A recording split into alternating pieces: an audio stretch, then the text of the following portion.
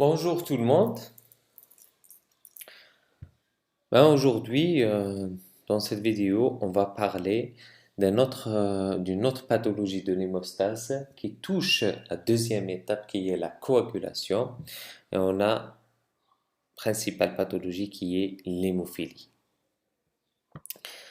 On fait un petit rappel sur la coagulation qui est la deuxième étape. Donc, après l'hémostase primaire, il y a la coagulation. Ensuite, il y a fibrinolyse. Coagulation, c'est l'étape où il y a consolidation et renforcement du thrombus blanc, donnant un thrombus rouge.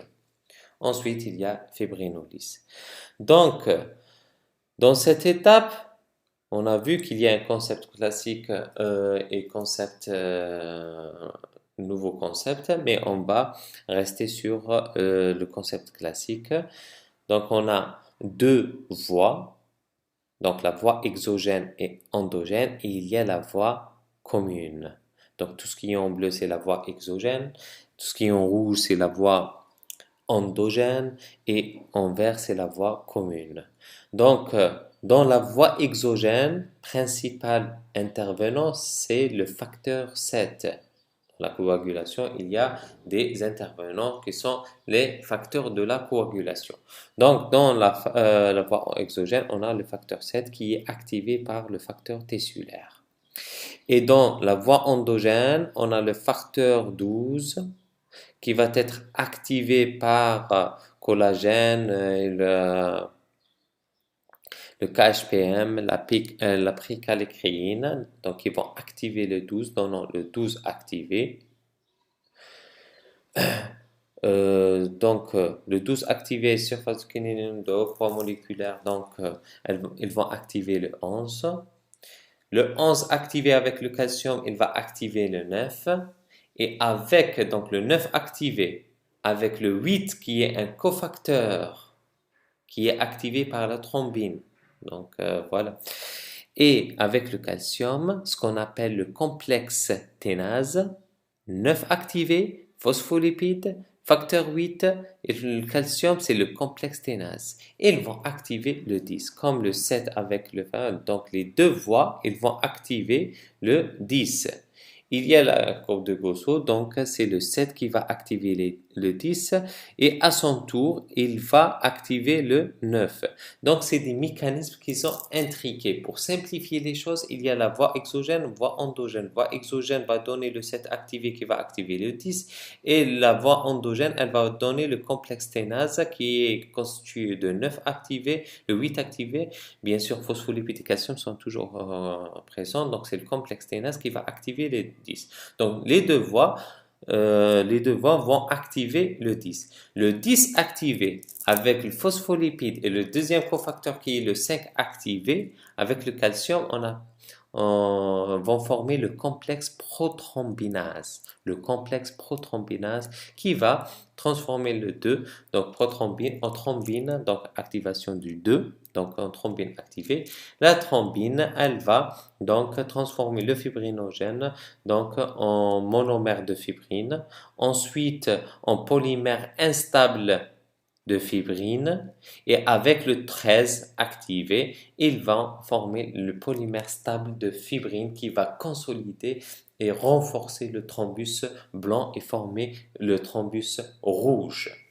Donc voilà les étapes, un petit rappel sur la coagulation. Et pour explorer ces cascades, donc les deux cascades, donc les deux voies, donc on a deux explorations qui sont TP, taux de prothrombine, et, ou bien TQC en seconde, et taux de prothrombine, c'est en pourcentage.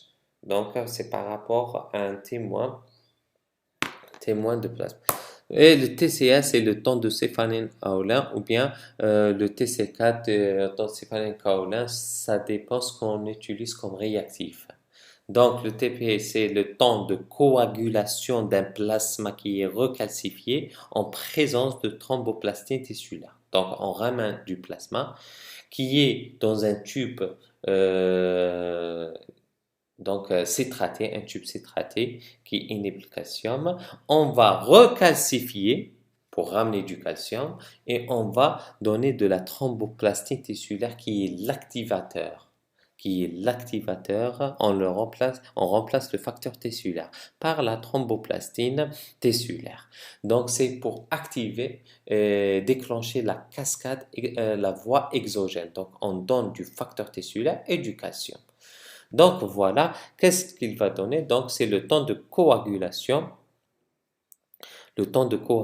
en présence de facteurs tissulaires et de calcium. Donc on va s'intéresser que de la voie exogène.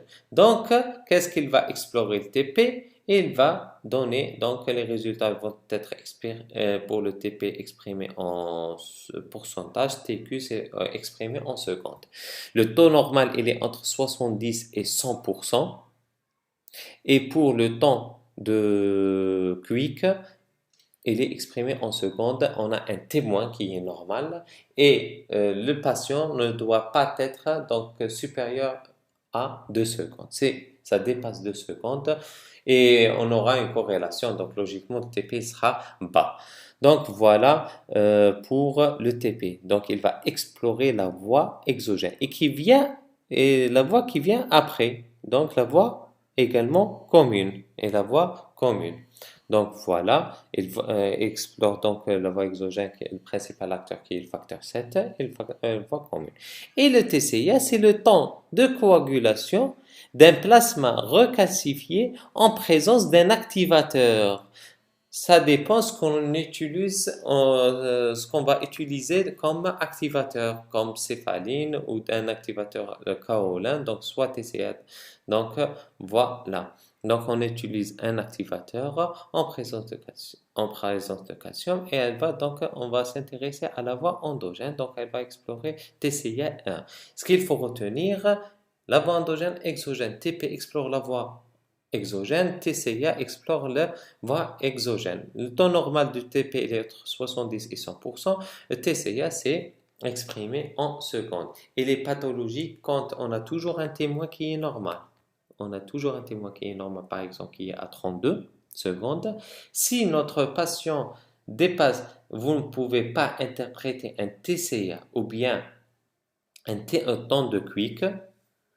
Donc, sans qu'il y ait un témoin. Donc il faut toujours avoir un témoin pour interpréter le résultat surtout de TCA. Si on dépasse le témoin de 10 secondes, donc c'est pathologique, on va parler d'un TCA allongé. Donc TCA, puisqu'il explore la voie endogène, donc il explore le 12, le 11, le 9 et le 8. Et bien sûr la voie commune. Donc si on a un TP qui est pathologique et TCA normal, donc c'est la voie exogène qui est atteinte, c'est le facteur 7 exclusivement. D'accord? Si on a un TCA qui est allongé et TP qui est normal, donc c'est la voie endogène, c'est l'un des facteurs qui est pathologique, soit le 8, soit le 9, soit le 11, soit le 12. Si on a les deux qui sont pathologiques, donc c'est la voie commune qui est touchée. Donc si on a un TP et TCA allongé, donc c'est la voie commune qui est touchée. Ou bien la CIVT qui est une pathologie consommation de tous les facteurs. Mais donc voilà, on veut résumer l'hémostase et comment explorer l'hémostase. On va entamer le deuxième. Donc on a vu dans la vidéo précédente trouble de l'hémostase primaire. Maintenant, on va voir trouble de l'hémostase secondaire qui est la coagulation. Et les principales, la pathologie la plus fréquente, c'est l'hémophilie qui touche l'hémostase secondaire. Donc c'est pour ça on va s'intéresser qu'à l'hémophilie. Donc l'hémophilie c'est quoi? C'est un trouble congénital, il est héréditaire. De la coagulation, il peut toucher.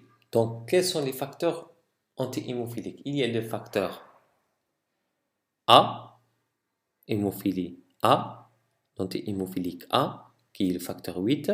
Il y a l'anti-hémophilique B, qui est le facteur 9. Donc, Si ça touche le 8, on parle d'hémophilie A. Si ça touche le 9, c'est l'hémophilie B.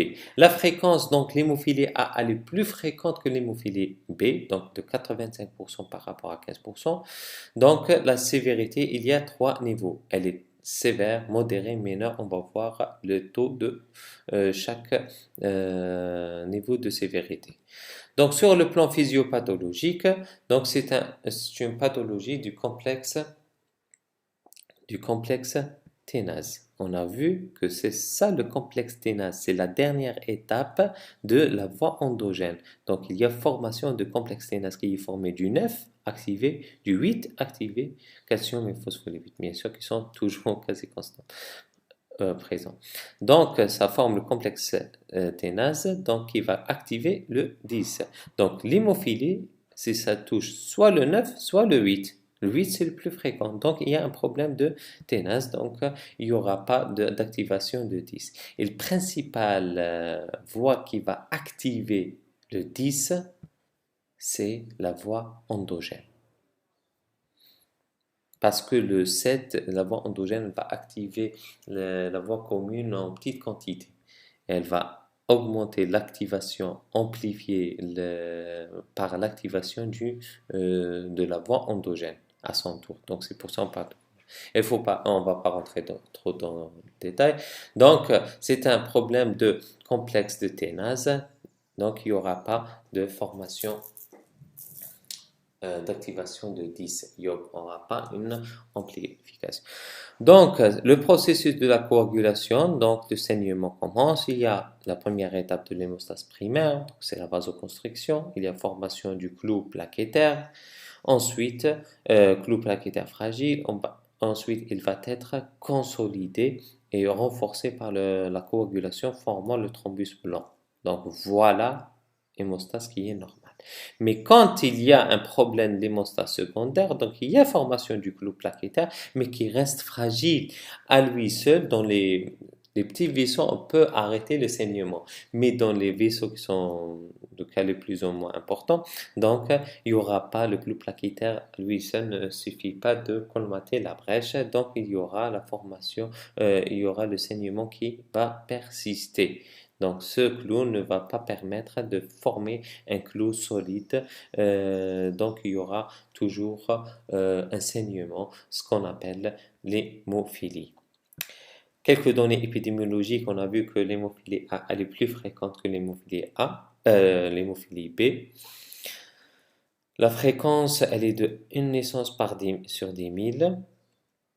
Et en Algérie, on a plus de 2362 hémophiles.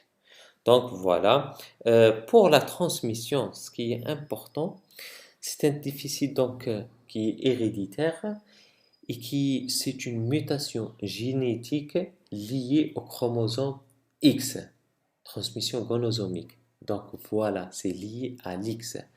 Qu'est-ce que ça veut dire quand c'est lié au sexe? Les récessifs liés au sexe. Donc, c'est-à-dire que l'hémophilie touche les garçons, ne touche pas les femmes. Et les mères et les sœurs sont conductrices. Puisque c'est récessif, il faut qu'il y ait les deux allèles qui sont touchés. Mais la femme, elle est XY et l'homme, il est X. L'homme, il est XY et la femme, elle est XX. Donc, si on a un X qui est touché, la femme, elle a l'autre X qui est normal. Donc, elle est conductrice, mais elle n'est pas malade. Il y a un déficit, mais qui est modéré, qui ne va pas se manifester cliniquement.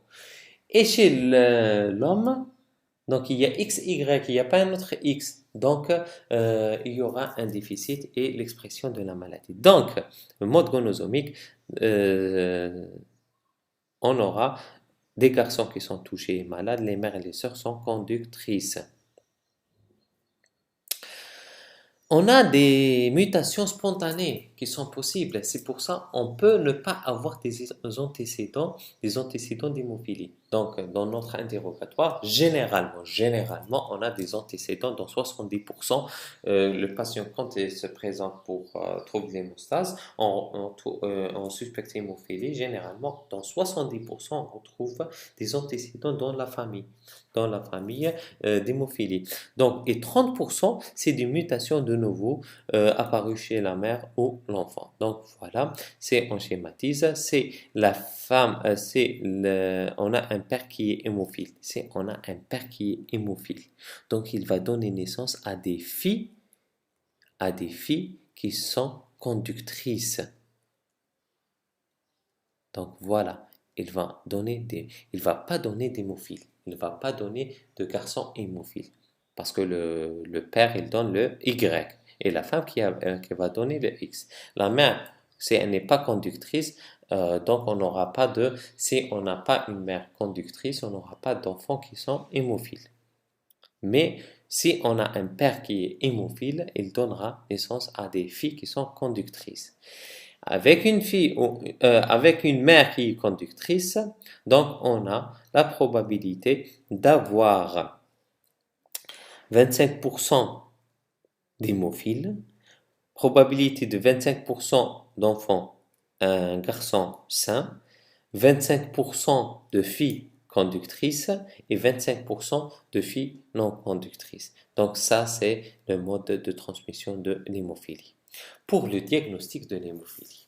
Donc, quelles sont les circonstances découvertes? D'abord, le saignement touche l'enfant. Donc ça, c'est la première notion. Et dans 70%, on a des antécédents familiaux d'hémorragie. Donc, il peut venir dans un cadre d'enquête familiale, ou bien il vient pour apparition d'échymoses dans la petite enfance, donc des échymoses. Donc, au moindre traumatisme, il y a des échymoses. Un saignement qui touche les articulations, les muscles, c'est des grands saignements. C'est en cas de soit spontané ou bien après un traumatisme. Surtout, il peut apparaître après circoncision ou bien amygdalectomie à l'enfance, donc pendant l'enfance. Donc voilà les circonstances découvertes. Donc le patient, il vient pour un syndrome hémorragique. Ce qu'il faut retenir, en cas d'atteinte de l'hémostase primaire, le saignement, il y a le type de saignement qui diffère. Le saignement de l'hémostase primaire, c'est un saignement qui est donc type pétéchie, des vébis et spontané. C'est des hémorragies cutanées qui sont spontanées ou bien hémorragies muqueuses. Mais dans l'hémostase secondaire, dans l'hémostase, la coagulation, si on a atteint l'hémostase et la coagulation, on aura surtout des hémorragies après un traumatisme. Donc ça, c'est important à connaître. Quels sont les types d'hémorragie? On a vu, en cas d'atteinte l'hémostase primaire, c'est les hémorragies cutanées et muqueuses. Dans l'hémophilie, ou bien atteinte l'hémostase secondaire, de la coagulation, le saignement le plus fréquent, c'est les hémarthroses. Donc c'est-à-dire les articulations qui saignent, des articulations qui saignent dans 70% des cas. On va avoir une douleur avec picotement et raideur. Donc ça, c'est les signes cliniques.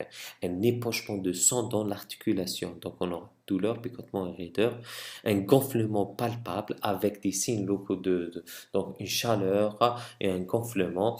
Ces hémarthroses donc récidivent fréquemment.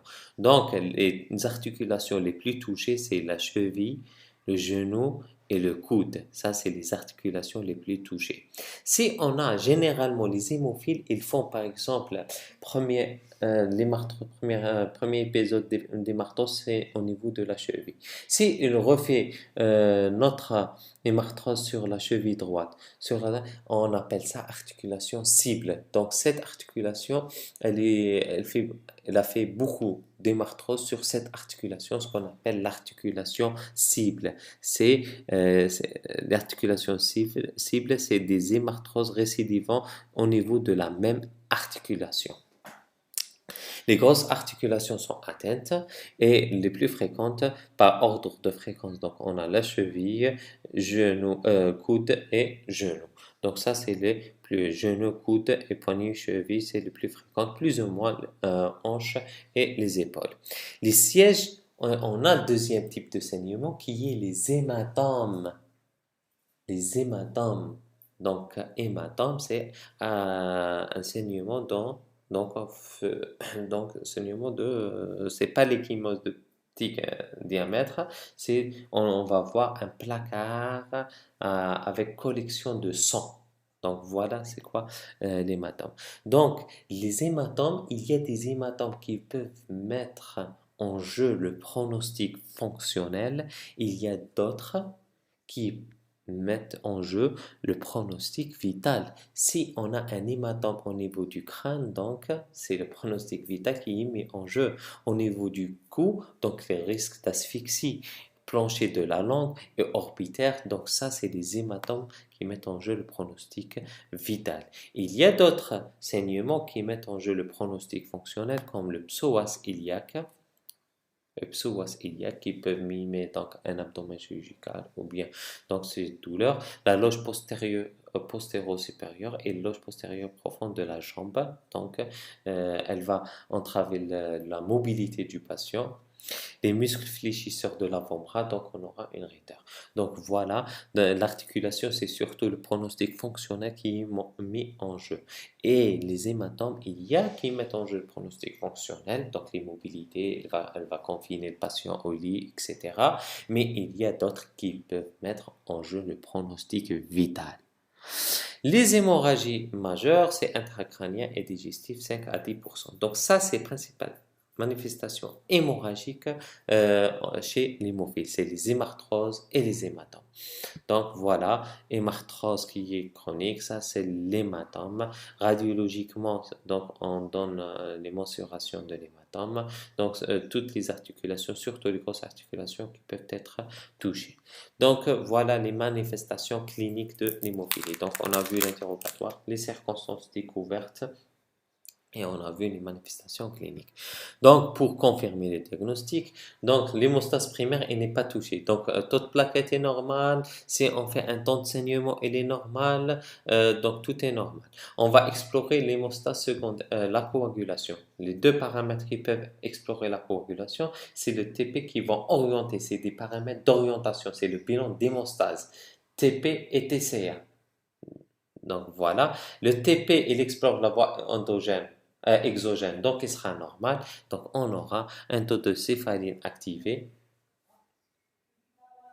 Donc le TCA qui est le temps de céphaline activé qui est allongé. Donc il est allongé, c'est-à-dire un temps qui dépasse 10 secondes par rapport au témoin. Donc, par exemple, si on a un témoin à 32, l'hémophile, il est à 50, il est à 60, donc il est allongé, très allongé. Donc, voilà, qu'est-ce qu'on fait? On a un TCA allongé. Donc, c'est la voie endogène qui est touchée. Donc, qu'est-ce qu'on aura? Un TCA allongé, c'est l'atteinte des facteurs de la voie et un TP normal. Donc, c'est l'atteinte de la facteur de la coagulation de la voie endogène. Donc, le 12, le 11, le 9 ou bien le 8. Les plus fréquents, c'est le 8 et le 9. Donc, qu'est-ce qu'on fait? On fait un dosage du facteur. Donc, on fait un dosage du facteur, on fait un dosage du facteur 8. Et comme ça, dosage du facteur pour poser le diagnostic, préciser. Donc, l'intérêt du dosage, bien sûr, pour des raisons économiques, on commence par le dosage du facteur 8 parce qu'il est plus fréquent. Ensuite, si il est normal, on passe au facteur 9. Donc, il permet de poser le diagnostic, le dosage. Il permet de préciser et donner le taux, donc préciser le type et la sévérité de l'hémophilie et pour faire le suivi d'un traitement. Donc, voilà pour poser le diagnostic. Les types, on a hémophilie sévère qui est inférieure à 1%. Hémophilie modérée, c'est 1 à 5% du taux normal. Hémophilie minime ou légère, c'est entre 5, mais toujours inférieur à 40% du taux normal. Donc ça, c'est le sévère ou grave saignement spontané dans les articulations ou les muscles. Il est vraiment, mais il touche les grosses articulations et les muscles, donc c'est les hémarthroses et les hématomes. D'accord? Hémophilie modérée, c'est pas vraiment spontané, c'est vraiment lors d'un traumatisme mineur ou intervention chirurgicale. Lors d'un traumatisme majeur, c'est les hémophilies minimes. Donc voilà les différents types de l'hémophilie. Pour poser le diagnostic, donc on a vu un garçon, ça touche les garçons, antécédents familiaux. On a soit saignement spontané avec suite à un traumatisme minime, ecchymose tôt l'enfance apprentissage ou lors de l'apprentissage de la marche. On a des hémarthroses, donc saignement caractéristique. Donc les saignements caractéristiques de l'hémostase ou de la coagulation, c'est les hémarthroses et les hématomes. Quand c'est très sévère, ça, spontanément, les articulations saignent. Mais quand c'est mineur, il faut qu'il y ait la notion de traumatisme, même mineur. On a la notion de traumatisme. Il faut se rappeler de ça. Donc, quand il y a la notion de microtraumatisme, traumatisme mineur, donc ça oriente vers l'atteinte de la coagulation. Mais quand le taux il est vraiment sévère, même on peut avoir saignement spontané. Mais généralement, on a un traumatisme qui est minime. Les autres saignements, donc antécédents familiaux, on fait le bilan d'hémostase d'orientation, donc on a deux paramètres, soit le taux de prothrombine, donc le TP, et on a le TCA. TP ou bien TQ, il explore la voie exogène, essentiellement le 7, et le TCA, le temps de céphaline activé, ou bien TCK, céphaline kaolin, donc ça dépend de l'activateur céphaline ou bien ça dépend de l'activateur qu'on utilise. Si le TCA explore la voie endogène. Si le TCA il est allongé, donc on fait un dosage du facteur de la voie endogène. On a le 12, le 11, le 9 et le 8. Et par ordre de fréquence, l'atteinte la plus fréquente, c'est le facteur l'hémophilie. Donc, et dans l'hémophilie, on a le facteur 8 plus fréquent que le 9. Donc on commence par le dosage du 8, ensuite du 9. Donc, question de bon sens, c'est tout. Donc, on va voir. Et puis, si on a une famille qui est atteinte d'hémophilie A, sûrement on va avoir un déficit en facteur 8. Si on a une famille qui est atteinte d'hémophilie B, donc on va avoir atteinte déficit en facteur 9. Donc, ça, c'est orientation clinico-biologique. Les conséquences et les complications de l'hémophilie. Donc, on a de l'hémarthrose. Donc, il y a les conséquences de l'hémarthrose. Donc, il y a les conséquences aiguës. Donc, elle va confiner le patient au lit, la douleur, l'inflammation, il y a un saignement, donc il y a spoliation sanguine, il y a risque d'anémie, etc. Donc, ça. Mais au long cours, ce qu'on appelle l'installation d'arthropathie. Donc, il y a au début l'inflammation de la synoviale, ensuite changement osteo-cartilagineux progressif et irréversible. Il y a l'hyperémie de la synoviale, récidive de l'hémarthrose sur la même articulation, ce qu'on appelle les articulations cibles. On aura un dommage articulaire, puisque un dommage articulaire, ce membre il va être immobilisé, du coup il y aura une atrophie musculaire et perte du mouvement. Donc, et l'installation de l'arthropathie hémophilique. Donc ça, c'est les différentes étapes que passe par, donc on a des hémarthroses qui sont récidivants, donc il y a le saignement. Ensuite, au fil du temps, il y a l'inflammation et l'épaississement de la membrane synoviale. Quand il y a récidive du saignement, donc il y aura l'installation de l'arthropathie avec suite à l'altération du cartilage. Il y a du fer qui va se... Donc voilà. Donc saignement, c'est la destruction cartilagineuse et de la synoviale. Donc l'installation de l'arthropathie, c'est la complication la plus fréquente chez les hémophiles, c'est les arthropathies. Donc surtout quand les saignements se récidivent. on a une articulation cible. Toute articulation cible, il y a l'installation d'une arthropathie hémophilique. Cette arthropathie, elle va donner donc destruction de l'articulation, diminution du mouvement et surtout l'atrophie musculaire. L'atrophie musculaire. Complications donc de l'hémophilie, les antifacteurs ou bien les inhibiteurs de des facteurs.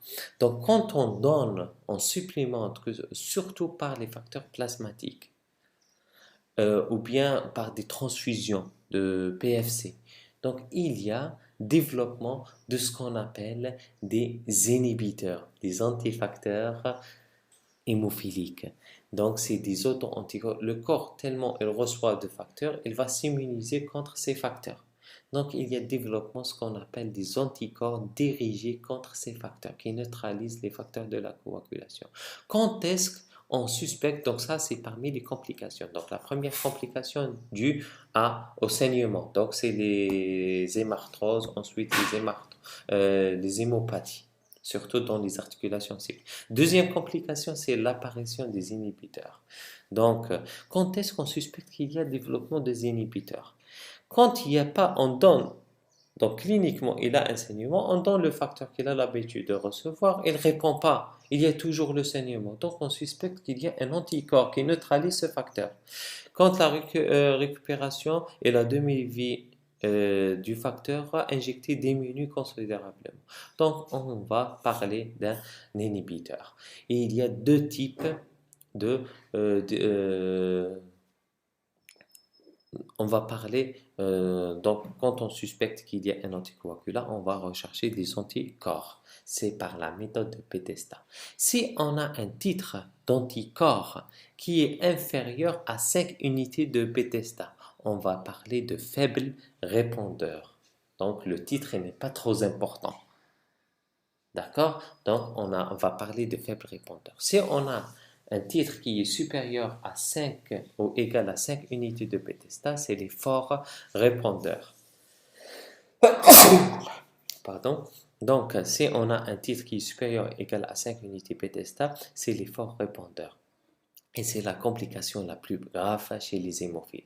Donc, parce que ça nous embête, hein, ça va nous gêner dans la prise en charge thérapeutique. Donc, voilà ce qu'on appelle l'apparition des inhibiteurs. Il y a d'autres complications,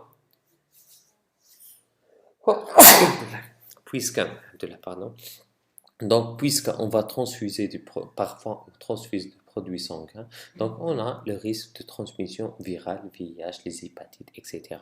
Il y a un saignement, donc il y a le risque d'anémie par spoliation sanguine, et il y a, à force de transfuser, il y aura une immunisation dans les autres groupes, donc on aura apparition d'agglutinine irrégulière.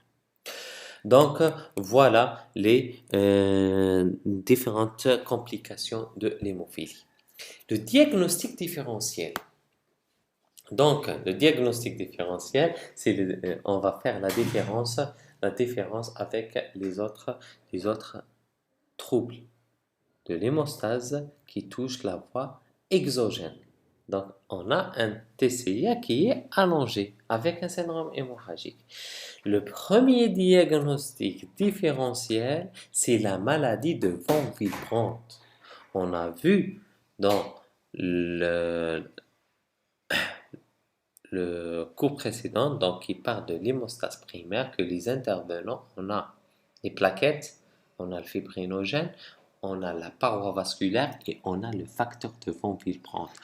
Qu'est-ce qu'on a dit sur le facteur de von Willebrand? Que c'est une protéine qui est synthétisée par les mégakaryocytes et par les cellules endothéliales. Leur rôle, c'est premièrement l'adhésion, c'est-à-dire elle forme un pont entre le sous-endothélium et les plaquettes, donc c'est l'adhésion plaquettaire, c'est le premier rôle, le rôle principal, grâce au GPMB.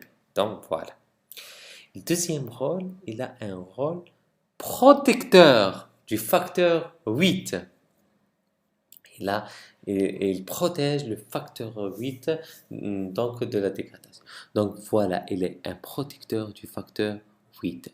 C'est une maladie. Donc si on a un déficit en facteur de von Willebrand, on aura un TCA qui est allongé. Donc c'est le premier diagnostic différentiel avec l'hémophilie. Mais ce qu'il faut savoir, puisque ça touche, là, ça touche l'hémostase primaire. Donc déjà, il faut dire que c'est une maladie à transmission autosomale récessive. Donc ça touche pas que les garçons, ça touche les filles et les garçons. Et ça touche beaucoup plus le sexe féminin. Donc voilà. Donc ça, c'est un premier point qui nous permet de faire la différence. On va voir que dans les antécédents familiaux, il n'y a pas que les garçons qui sont touchés, il y a les femmes qui sont touchées également. Donc il y a des antécédents, une tante, etc. Donc ça nous oriente vers la maladie de von Willebrand. Donc ça, c'est le premier point. Deuxième point, le type d'hémorragie qui n'est pas le même. Dans l'hémophilie, on a les hémarthroses et les hématomes, et généralement, il y a un microtraumatisme. Mais dans l'hémostase primaire, donc c'est des hémorragies cutanéo-muqueuses. Donc c'est des purpura péticiales, des ecchymoses et des hémorragies muqueuses, des métrorragies, minorragies. Donc voilà. Donc on aura le saignement qui n'est pas pareil. Donc c'est des hémorragies muqueuses. Et le von Willebrand, ça touche surtout les muqueuses. Surtout une femme avec des métrorragies, on suspecte le facteur de von Willebrand. Et on a sur le plan exploration, donc la quête est normale, donc on explore l'hémostase primaire.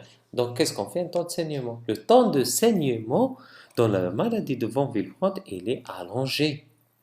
Alors que dans l'hémophilie, il est normal.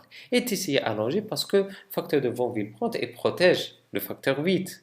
Donc, on aura un TCA qui est allongé, surtout dans les formes sévères de facteurs déficit, dans les formes sévères de la maladie de von Willebrand. Donc, voilà. Et pour permettre de faire le diagnostic et éliminer, c'est après le dosage facteur 8 et le facteur de von Willebrand. Le facteur de 8 dans l'hémophilie, il est effondré, donc inférieur à 1. Par contre, dans le facteur de von Willebrand, il n'est pas aussi effondré. Et également, le facteur de von Willebrand, il est bas dans le maladie de von Willebrand, il est normal dans l'hémophilie. Donc, voilà pour faire la différence. Et en cas de TCA allongé, c'est les autres déficits. On a le déficit en facteur 11 qui est également, donc c'est la voie endogène. On a le 12, on a le 11, on a le... Donc s'il y a atteinte des autres facteurs, surtout le facteur 11, mais transmission est autosomale. Et il y a le facteur, il y a l'hémophilie acquise. On peut, l'hémophilie acquise, c'est surtout ça touche les sujets âgés. Il y a des personnes qui développent, comme le PTI thrombopénie immunologique, des auto-anticorps qui sont dirigés contre le facteur 8. Donc voilà, on aura ce qu'on appelle l'hémophilie acquise. C'est pas congénital. Il n'y a aucun antécédent et ça touche les sujets âgés. Donc sûrement c'est pas congénital. Donc c'est l'hémophilie acquise. On va doser des anticorps circulants. Donc ça c'est, je voulais pas détailler ça. C'est on fait le test de correction. C'est un mélange d'un pool de plasma normal et plasma d'un patient. Donc voilà, aideront à définir le temps de coagulation TCA allongé, déficit en facteur ou à des anticoagulants. Si on rajoute du plasma qui est normal, donc normalement TCA chez l'hémophile, il va se normaliser. Mais si on a des ACC, des anticorps, donc il ne va pas se corriger, donc il y a des anticorps circulants. Donc voilà, c'est le test de correction de TCA. En rajoutant de plasma normal qui contient du facteur 8. Si il est corrigé, donc hémophilie sans ACC. Si il n'est pas corrigé, c'est sujet âgé, donc il y a des ACC circulants. Donc voilà pour le diagnostic différentiel. Et on a le déficit en facteur 12. Donc, quels sont les facteurs de la voie exogène? On revient sur ça toujours. Donc, on a le facteur 12, facteur 11, on a le facteur 8 et le facteur 9. Le facteur 8, 9, on en a parlé. C'est bon, pour faire la différence avec le facteur 11 autosomal récessif. Et c'est rare par rapport à l'hémophilie. Et on a ce qu'on appelle le facteur 12, il n'est pas hémorragique, il ne se manifeste pas par un syndrome hémorragique. Voilà pour les diagnostics différentiels. C'est surtout la maladie de Van Willebrand. Van Willebrand, c'est on a un temps de saignement qui est allongé, un TCA qui est allongé. Pour le traitement, c'est le chapitre le plus important dans l'hémophilie. Le traitement, d'abord, il y a les mesures générales. Il y a l'établissement de cartes d'hémophilie. Donc, carnet de santé, on va mentionner le nom, le prénom, le type de déficit, c'est hémophilie A, hémophilie B, le degré, le dosage du facteur, est-ce qu'il a des ACC ou non. Il faut mentionner les différentes consultations, combien il a fait des marthroses, est-ce qu'il est sous traitement ou non, quel type de traitement, la fréquence des injections, est-ce qu'il est sous prophylaxie. Donc, carte hémophilie, un carnet qui contient le détail de toute sa pathologie. Éducation du patient parce que c'est une pathologie qui va toucher non seulement l'enfant, mais tout l'entourage. D'accord? Donc, il faut une éducation, parler des gestes à éviter. Il faut éviter tout ce qui est les injections intramusculaires, les plâtres circulaires et les mobilisations prolongées, la prise de température intrarectale, la prise de l'aspirine, les INS, les sports violents. Il faut éviter les sports violents comme le football, le karaté, les anesthésies tronculaires, la chirurgie dentaire, les gestes invasifs. Donc, il faut informer le patient et l'entourage de toutes les complications.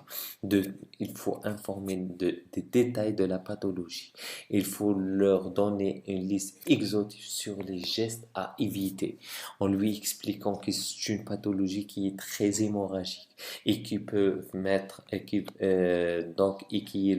on a le pronostic non seulement fonctionnel, mais le pronostic vital qui est mis en jeu en cas d'hématome. Donc voilà. Et connaître les gestes à recommander et à indiquer comme la vaccination sous-cutanée, l'hygiène bucco-dentaire pour éviter les caries dentaires et les anesthésies et chirurgies dentaires, la scolarisation, natation. Donc voilà une éducation donc, du patient et de son entourage. Le principe du traitement. L'hémophilie, c'est un déficit. Donc, qu'est-ce qu'on va faire? On va supplémenter. C'est un traitement substitutif. Donc, voilà, chez l'hémophile. Donc, on a des hémophiles qui n'ont pas développé des inhibiteurs. Ça, c'est très important parce que l'antise de la prise en charge de l'hémophilie, c'est les ACC, les anticorps circulants. Si on n'a pas d'anticorps circulants, on est tranquille. Donc, on va supplémenter par des facteurs standards et le traitement de choix. Il y a plusieurs traitements. Donc, si on est dans une structure, on ne dispose pas de facteurs. Donc, il y a ce qu'on appelle les plasmas frais congelés, PFC. C'est du plasma. Donc, on a dit que le plasma, le sang est constitué de, quand on transfuse, il y a le culot globulaire, il y a les plaquettes, ça c'est les éléments figurés du sang, et il y a le plasma frais congelé. Ça, en détail, il y a plus de détails dans le cours de transfusion.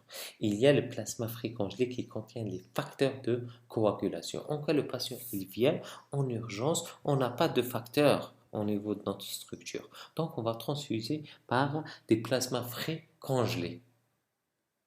D'accord? Là, il y a le risque d'immunisation, il y a le risque de transmission virale, donc d'infection virale, etc. Donc ça, c'est ce qu'on appelle la transfusion.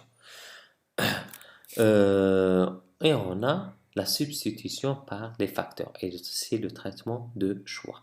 C'est des concentrés de facteurs, soit de facteur 8, soit de facteur 9.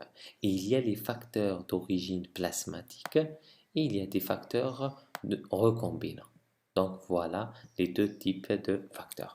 Si on parle de facteur 8, le type soit recombinant comme l'Advait, comme Coginate, c'est le nouveau 8 depuis 2010. Donc, on a l'Advait, Coginate et nouveau 8. Et pour les plasmatiques, on a essentiellement Luminate. La demi-vie des facteurs 8, c'est de 8 à 12. Pourquoi on parle de demi-vie? Pour voir la fréquence d'injection. Donc, on va injecter du facteur en urgence chaque 8 heures. Ensuite, on peut espacer jusqu'à 12 heures. Donc, voilà le principe et l'intérêt de la demi-vie. Le principe du traitement. Donc, si on donne une unité par kilo de poids moléculaire en IV, elle va augmenter le facteur 8 de 2%. Si le patient, par exemple, il a un facteur 8 à 1, à 1%. On veut, par exemple, non, on veut augmenter, notre objectif, c'est d'augmenter le facteur, par exemple, à 40%. On veut augmenter à 40%. On a dit que une unité augmente 2%. D'accord? On a besoin de 40%. Donc 40 fois 1 divisé par 2, c'est 20. Donc on doit donner 20 unités par kilo. Si il pèse 10 kg, donc on va donner 200 unités. On va injecter 200 unités. Donc ça, c'est le principe du traitement. Pour le facteur 9, on a également la demi-vie, elle est plus longue, donc 12 à 24 heures. Donc la fréquence, là, on va donner, par exemple, si on veut augmenter à 40 chez un enfant de 10 kg, on a dit qu'il faut donner 200 chaque 8 heures. Si l'hémorragie, elle est aiguë, ensuite on peut espacer chaque 12 heures. Et pour le 9, si on a besoin d'augmenter à 40%, parce qu'une unité, elle va augmenter de 1%. Donc, on doit donner 40 unités par kilo. Chez un patient de 10 kg, on doit injecter 400 unités chaque 12 heures. Ensuite, on peut espacer 24. Donc, également, il y a tout ce qui est plasmatique. Il y a le recombinant plasmatique comme luminine. Et pour recombinant, on a le bénéfice. Il y a différentes posologies. Donc ça, c'est les concentrés de facteurs. Si le patient développe un inhibiteur, c'est ça le problème. Si on n'a pas d'inhibiteur, donc on peut donner du facteur 8, on peut donner du facteur 9. Si le patient a un inhibiteur, c'est ça le problème. C'est là où réside le problème. On a les faibles répondeurs, c'est-à-dire inférieurs à 5 unités de Bethesda. Les patients peuvent répondre à des doses beaucoup plus importantes. Donc, puisque le titre n'est pas important, on peut augmenter les doses. Au lieu de donner, par exemple, pour un patient 200, on donne 400. Donc, on double les doses, on augmente les doses. Donc, il y a des schémas pour ça. Je ne vais pas rentrer dans les détails. Il y a des schémas et des algorithmes bien définis pour ça. Donc, on peut augmenter les doses pour arrêter le saignement. Pour les forts répondeurs, le facteur de remplacement, donc c'est ça, faible répondeur, on peut donner facteur de remplacement adéquat à une dose beaucoup plus importante. Pour les forts répondeurs, le facteur de remplacement n'est pas efficace et inefficace. Donc on doit passer de ce qu'on appelle les agents bypassants. Quels sont les agents bypassants? Donc si on revient, donc voilà, donc soit on donne du facteur 7, donc on va court-circuiter cette chaîne. Donc soit on donne du facteur 7, soit on donne ce complexe prothrombique. Donc, et les deux agents bypassants, on a le facteur 7 recombinant ou bien le Novo 7 et on a ce qu'on appelle le concentré prothrombinique, le PCCA, PPVL pouvant être d'origine recombinant ou plasmatique. Donc, voilà ce qu'on appelle le traitement chez les patients qui ont un inhibiteur.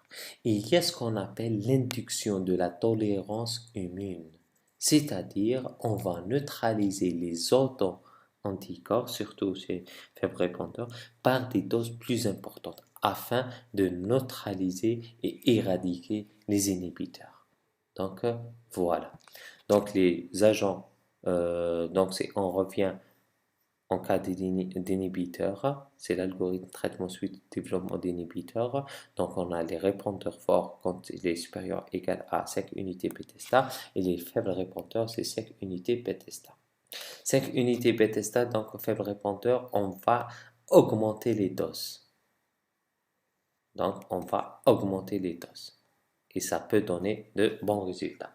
C'est les forts répondeurs, donc on doit donner des agents bypassants parce que si on augmente les doses, ça sera inefficace. On peut faire ce qu'on appelle l'induction de la tolérance immune, c'est-à-dire éradiquer les auto-anticorps. Par exemple, on va donner des doses importantes du facteur pour éradiquer les auto-anticorps. Donc, voilà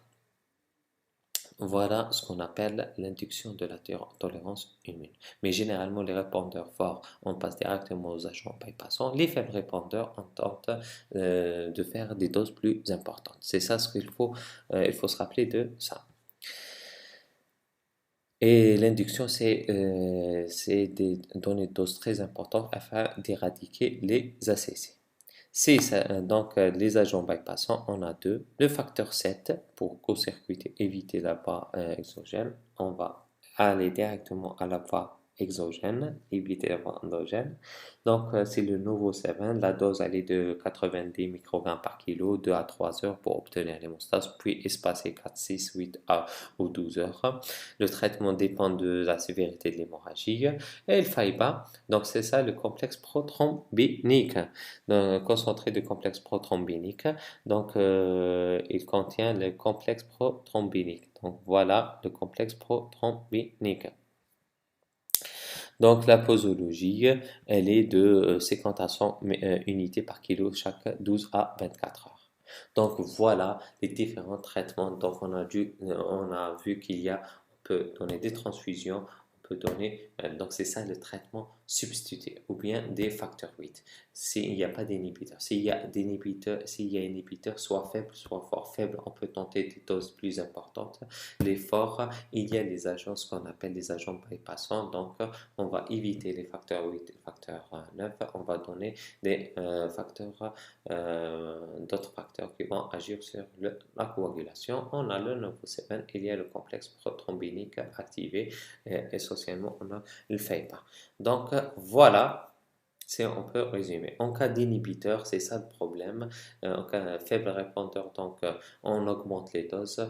Fort répondeur, on passe directement aux agents bypassants. Et il y a l'induction de la tolérance immune. On essaie d'éradiquer les ACC par des doses plus importantes. Pour le principe du traitement, donc ça, ce qu'on appelle le traitement substitutif. Il y a le traitement adjuvant. Par exemple, si le patient a des douleurs, il faut les antalgiques par palier. Il y a les mesures générales. On va voir après les autres traitements. Donc ça, on va terminer le traitement surtout substitutif, donc le traitement d'urgence. Si on a le principe et la dose, si on a un saignement modéré, on doit avoir un taux qui est aux alentours de 30 à 40%. Si le patient vient avec un saignement modéré, par exemple un petit hématome ou bien hémarthrose n'est pas très important, donc on vise 40%. Donc on a dit que le principe facteur 8, une unité, elle va augmenter 2 et pour le facteur 9, une unité, elle va augmenter 2. On fait la règle de 3.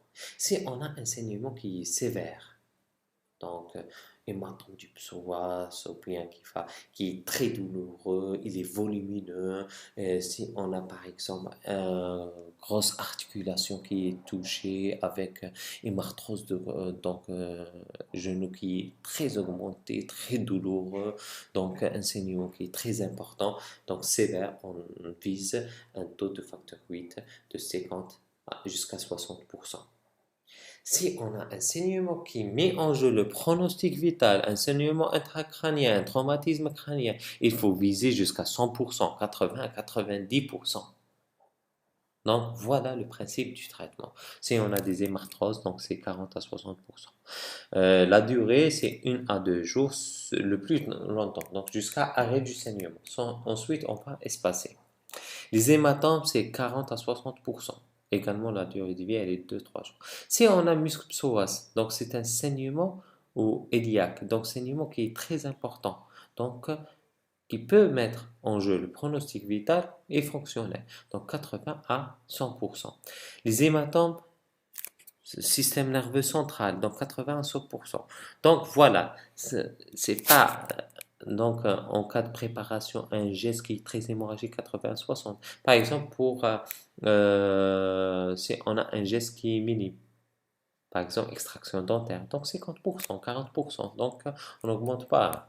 Donc voilà, il y a donc des tableaux, plusieurs tableaux donc qui expliquent et donnent les taux de chaque acte, de chaque type hémorragique, mais il faut retenir surtout le principe qui est en cas de saignement modéré, c'est viser 30 à 40%. Saignement sévère, 50 à 60%. Saignement qui met en jeu le pronostic vital, c'est 80 à 90%. Donc ça, c'est le principe du traitement. Il y a traitement de l'hémarthrose. Par exemple, l'hémarthrose, on a une douleur. Donc, il y a les principes de Rice. C'est quoi le principe de Rice? Ça, c'est une mesure générale. Chez tout enfant avec hémarthrose, il vient en urgence. Donc, le repos, on met la jambe au repos. L'immobilisation euh, et on met de la glace, donc glace pour contracter les vaisseaux et provoquer la vasoconstriction et ralentir le débit sanguin. Compression pour faire de l'hémostase mécanique et l'élévation surélevée la jambe. Donc ça, c'est le principe de Rice. C'est le traitement, c'est une mesure générale. Donc, principe de Rice, administrer le facteur à éviter la ponction. La ponction, c'est à éviter. Ensuite, on supplémente, on surveille, etc. Et on a le risque de récidive, donc c'est l'articulation cible. Et il y a le stade de l'arthropathie. C'est l'installation de l'arthropathie, le traitement, il va être chirurgical. C'est la synovioorthèse, la synovectomie, l'arthrodèse, la prothèse, etc. On peut aller jusqu'à la prothèse du genou ou bien d'une autre articulation. S'il y a l'installation euh, s'il y a installation de l'arthropathie. Il faut surtout supplémenter le patient et la levée précoce pour éviter l'installation et la rééducation. Rééducation, levée précoce. Rééducation, levée précoce. Et il faut qu'il y ait une prise en charge multidisciplinaire. Il faut qu'il y ait des rééducateurs qui savent manipuler un hémophile. Parce qu'il y a des rééducateurs qui sont spécialisés dans l'hémophilie. Ils connaissent c'est quoi les l'hémarthrose, l'hématome. Donc, ils vont faire attention. Ils savent comment rééduquer ce genre ces patients. Donc, voilà, il faut qu'il y ait une équipe. Par exemple, c'est pour la chirurgie. Il faut qu'il y ait des CCIistes et des orthopédistes qui sont spécialisés dans l'hémophilie. Il faut qu'il y ait des psychologues parce que il faut qu'il y ait des dentistes qui savent soigner un hémophile. Donc la prise en charge, elle est multidisciplinaire. Il faut qu'il y ait des équipes qui sont spécialisées dans l'hémophilie. Donc voilà, et des infirmiers qui savent gérer les hémophiles, un personnel paramédical et médical qualifié pour prise en charge optimale d'un hémophile. Donc voilà pour l'hémarthrose, pour l'hématome également, il y a repos à terre, poche de glace, compression, surélévation et antalgique supplémenté et effectuer donc plusieurs injections pour éviter pour arrêter le saignement, éviter d'autres saignements. Donc voilà le principe de traitement. Donc il y a le traitement symptomatique, tout ce qui est RICE, tout ce qui est mesure générale, tout ce qui est éducation, tout ce qui est... Donc voilà, et il y a le traitement substitutif, soit avec transfusion, soit le traitement optimal, c'est les facteurs. Sans inhibiteur, il n'y a pas de problème, on a vu le traitement, comment les doses. Et en cas d'inhibiteur, il y a les autres, il y a le faible répondeur, donc on peut augmenter les doses, les forts répondeurs, donc on va passer aux agents bypass. Donc voilà, et il y a l'induction de tolérance immune, c'est éradiquer les ACC par des éradiquer les ACC par des fortes doses de facteurs.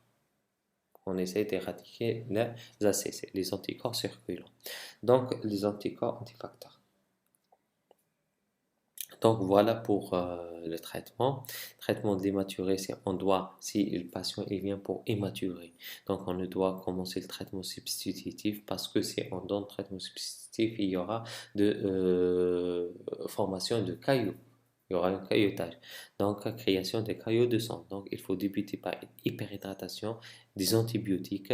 Si persistance 48 à 72 heures d'hématurie, il faut rechercher une cause locale et débuter la substitution.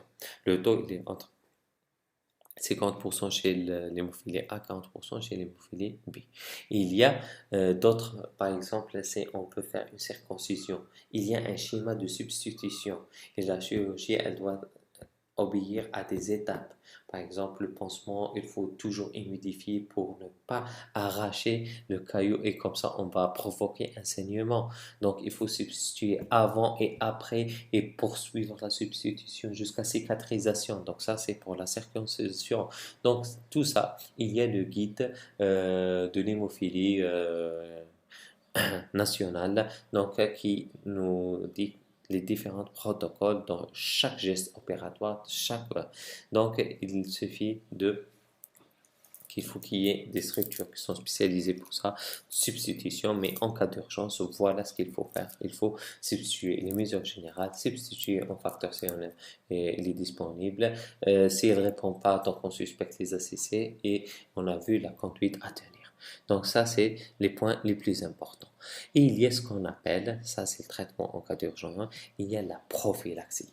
La prophylaxie, c'est administrer le facteur en dehors de tout syndrome hémorragique. Il y a différents types de prophylaxie et elles visent, donc par exemple, on a trois types de prophylaxie. Il y a la prophylaxie primaire qui est continue et régulière avant toute hémarthrose. Chez le tout jeune patient, le but étant de prévenir les hémarthroses pour qu'il n'y ait pas d'hémarthrose. Donc, avant toute hémarthrose, donc on commence les prophylaxies. Parce qu'on sait que l'enfant, il marche, donc il est en apprentissage de la marche, etc. Donc, il est sujet à des traumatismes multiples. Il peut faire des gestes invasifs. Donc, on va supplémenter comme ça, on va le protéger contre les hémarthroses. Et ça lui permet de faire des activités sportives, ça lui permet de ne pas être... donc, il va s'ouvrir à la société plus facilement. Donc, ça, c'est le premier type de prophylaxie. Prophylaxie secondaire, on la débute si le patient a fait une hémarthrose. Donc, le but de ce type de prophylaxie pour éviter le développement de l'arthropathie chronique, pour ne pas aller à l'arthropathie chronique. Et le troisième, c'est type tertiaire, c'est après développement d'une arthropathie. Donc, on commence la prophylaxie pour éviter qu'il y ait d'autres arthropathies. Donc,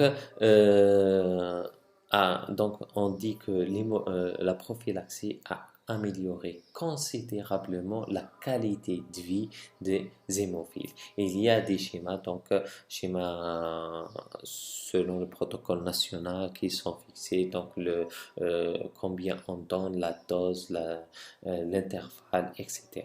Donc la prophylaxie peut être intermittente en période de rééducation, préparation chirurgie orthopédique, etc. Donc voilà. Donc c'est ce qu'on peut dire sur l'hémophilie. J'espère que ça a été donc, on a vu l'hémostase primaire et la principale pathologie de l'hémostase primaire qui est la thrombopénie, surtout le PTI, thrombopénie auto-immune idiopathique. Et on a vu également la coagulation et la principale pathologie de la coagulation qui est l'hémophilie. J'espère que ça a été clair et que ça a été bénéfique. Je vous souhaite bon courage et ça hafdalkum, ça harmdankum, Inch'Allah.